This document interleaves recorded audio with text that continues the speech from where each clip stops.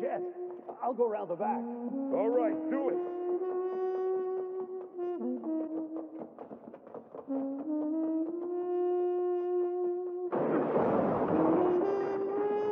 Uday attacks him. You're under arrest.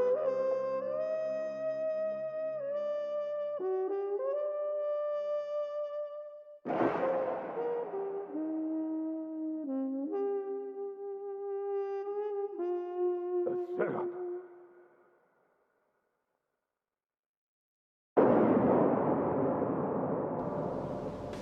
Greetings, children of the screen, your friendly neighborhood nerd scum here, and welcome once again to Carry That Weight, the Cowboy Bebop Retrospective.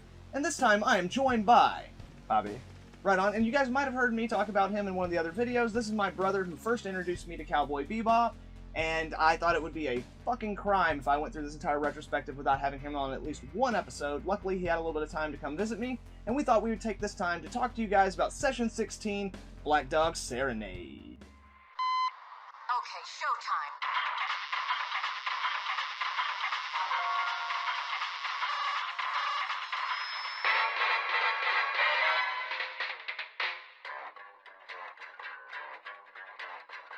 I think it's time we blow this thing. Get everybody in the stuff together. Okay, 3, 2, 1, let's jam.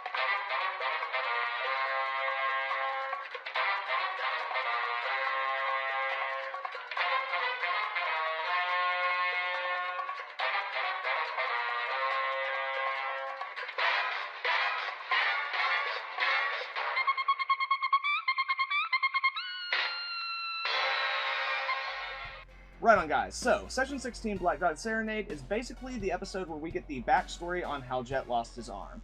And we get this backstory through basically his old partner contacting him, letting him know that a prison transport ship carrying the dude who basically screwed him over and made him lose his arm has basically, like, all the prisoners rioted and they've taken over the ship, and he wants Jet's help to go and find the dude. And that's the episode, pretty much. Pretty much, yeah. Now, this is normally where we talk about, like, I'd talk to the person about, like, hey, man, what did you think about this episode since you've never seen it before? But we've seen it, and, like, we both really like this episode. Oh, It's like a dope noir, like, throwback, and it's just fucking awesome, despite the fact that Spike Spiegel plays no part in the episode. Yeah, it's the only downside. But... Yeah, but, like, it's Jet's story, and he rocks it. So, Totally. having said that, I think we're just going to jump into our favorites and least favorites.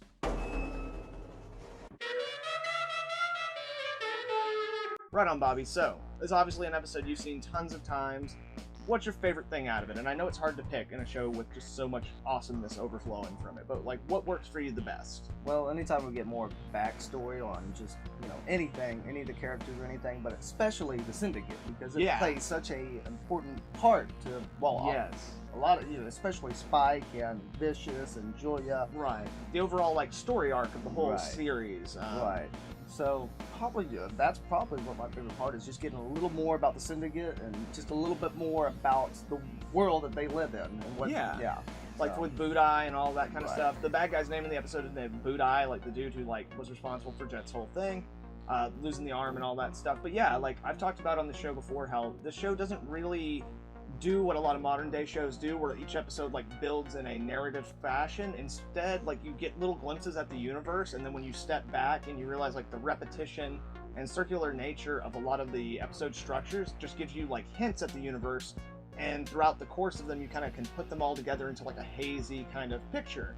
And so, like, we've seen in plenty of episodes so far where the Syndicate has a hand in things. Right. Or, like, there's a guy who the Bebop crew is after who has ties to the Syndicate. And this is yet another one of those where, like, you get to see how, if you'll pardon the term, vicious, like, the people who work for the Syndicate are, which, again, is just kind of establishing for later episodes the level of threat. Now, we've already met Vicious at this point, but, like, we're just showing that, like, all of it's like this. And, like, for Spike to go up against Vicious and the Syndicate, as he will later on in this series, like, it's not a small thing. So yeah, like, that's a good point. Like, yeah, the Syndicate is still on the periphery of the episode, but they still play a big part in it, and in fact, like, they're I would say, like, the catalyst for the entire episode. Absolutely, yeah. Like, the whole thing with what happens to Jet is because he's chasing Budai and he's getting too close to the Syndicate. So yeah, like, that's solid.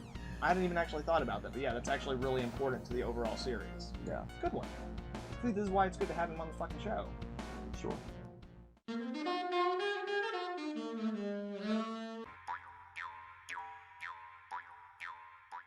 as for me, my favorite thing in the episode, well, I mean, like, if I'm being honest, my favorite thing in the episode is just one scene, and then so I'm gonna mention something else, but like it's the scene whenever Jet tells Ed that like he might not be coming back, and if so, to do all this stuff, and Ed just gets excited about the fact that she has more responsibilities on the ship, and is just like, yeah, I get to water the plants, and she like, does like her little sing-song thing. If I'm being honest, that's actually my favorite thing in the episode, because it's kind of the only levity in the entire episode. Yeah.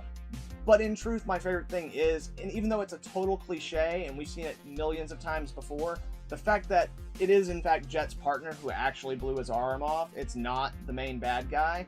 Because again, as I've said in the show, like, they use repetition, and not just repetition of like the villain of the week, but repetition of theme, and like repetition in a way that basically they take like the cultural zeitgeist of repetition. Like, they use the tropes of like the kind of style that each given episode is drawing from the most, and really play into those in a big bad way, and manage to do it really, really well. So while we've seen that idea a lot of times before, it still really works, and because we're familiar with it, it resonates with us. Like, we don't need a whole lot of explanation to understand how Jet's feeling, or like to get the scenario. Like, it just falls into place, and at the same time, like, earlier in the episode, like, you know, Faye is trying to get Jet to fix the shower, and then like she notices that like his cigarette is burnt down to like the fingertips on his metal arm. She's like, why don't you get that fixed too? And another big part of the show is like characters unwilling or unable to move past their past. Right. You know, they're unwilling or unable to deal with it. And in this episode, like, Jet makes the decision to go after Budai, but that's not actually the part of his past he's confronting. It's actually a part of his past that's even secret to him. And in that way, it is a very nice subversion of all the normal like tropes and cliches of the kind of like gritty noir, like, you know, the cop who left the force because something bad happened. And of course his partner has something to do with it, but like, just the way it's done, like everything else in the show, is so beautiful and so awesome. And then you get that badass final stand between Jet and his partner, which again, like, Jet's a badass throughout this whole show, absolutely, but because it's something so personal, and seeing the way that he reacts to that really adds an extra layer to his character that has been closed off from both us, the audience, and from the rest of the Bebop crew. So yeah, it's... Yeah, because that's what all of them do. None of them open themselves up. No. And to see that vulnerability, yeah, nice. And it just adds this extra level of like tension and like wonder, and also the fact that like these guys are friends. It just complicates things. And as I've said plenty of times before, the two things that make characters interesting is contradiction and complication.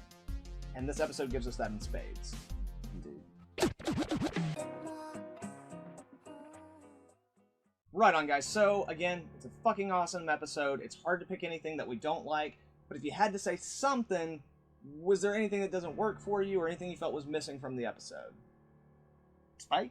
Well, Spike? More Spike. Yeah. You'd always have more Spike. Yeah, and I mean, like we said, he's not really needed in the episode, and the episode's not really him. No. Now, mind you, they could have played on that idea of, like, maybe he knew Budai and stuff like that, but again, as I've said many times, you're dealing with 20-minute episodes. Yeah. So it's all about economy of storytelling. So yeah, like, I love Spike, and I want to see him in every episode. He's not necessarily needed, but he could have been there, and it would have been interesting, but I feel like in order to do that, you would have had to spend more screen time on him. I don't think you could just drop him into a scenario where Jet is going after a former member of the Syndicate, and Spike just, like, stays on the ship and does nothing. I think that'd be difficult, and this needed to be Spike's story. So I agree with you, yeah. Like, I like Spike, but as we already said, like, the episode's brilliant, and it's awesome, and Spike is not needed, and might even have gotten in the way of the story they were trying to tell, but you can always use more Spike.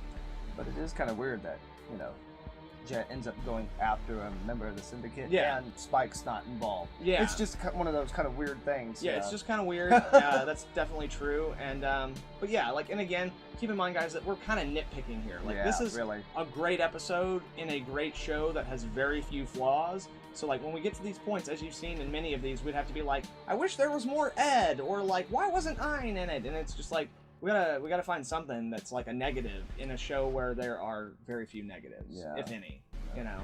But we'll go ahead with that then and jump right into mine, because mine's like really like a nothing thing. Like, so earlier in the episode, we meet a character who's gonna end up flying the prison ship after they kill all the pilots and the guards and stuff like that, and he reveals the fact that he used to be a cop. And like, my only problem with the whole episode is that, like, at some point we didn't see prisoners murder him.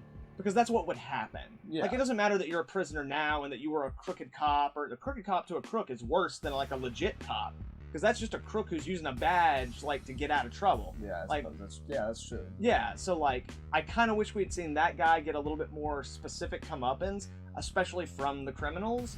But again, 20-minute episode. Yeah. It's about economy of story. You got to focus on what's important. But it would have been nice, just because like, duh, that's what would happen.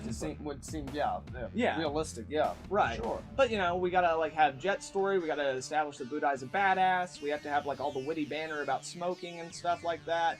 So yeah, like that's probably my only thing in this episode that I can point at, other than maybe Spike not being there, where I was like, damn, like you had an opportunity to do something cool, and like instead you decided to tell an amazing story that didn't need that cool moment. So you know, whatever. Fuck me, I guess. It's a great episode.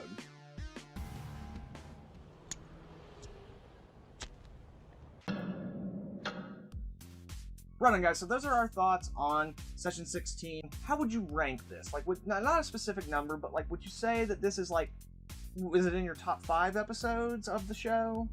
Top 5? No, I mean, no, probably not, because number one, there's not enough comedy for me, probably. Fair. And just, there's so many great comedic episodes. Yeah, there are. I mean, this is, you know, a very important episode, you know, for Jet and his backstory and stuff, and establishing and us getting to know that character. But, sorry, not my top 5. No, yeah. And I mean, like, if we were doing it as like a top 5 of the most important episodes, maybe, but definitely in the top 10 of those. But yeah, while it's a very well executed episode, because it does focus on one character and it excludes like Spike and the other characters get so little screen time, you don't really get what, by this point in the show, you become accustomed to as like the tone of Cowboy Bebop. True. Yeah. Which actually takes a while for that tone to get set, but once it is, like, that becomes the thing that you love. And this show, this episode specifically, almost seems like a step backward to like where before Ed was like officially in the crew, almost, in terms of tone. Like, it's a little bit grimmer, it's a little bit darker, and that's exactly what it needs to be. And it's an amazing episode that, again, we highly recommend. But I also don't think I would say it's in my top 5. It might be in my top 10. But again, it's really hard to qualify. Yeah, totally. That's the episode. Make sure and check us out next time for the next edition of Carry That Weight, the Cowboy Bebop Retrospective. Thank you very much for joining us. And everybody make sure and say hi to my brother down in the comments and stuff. Not that he's going to read them or anything, but you know, it'd be nice. Be nice, children of the screen. This is Cowboy Bebop land. We're all friends here. Thank you very much, guys. I hope you all have a good one. Nerd Scum, out. See you next time. Good night.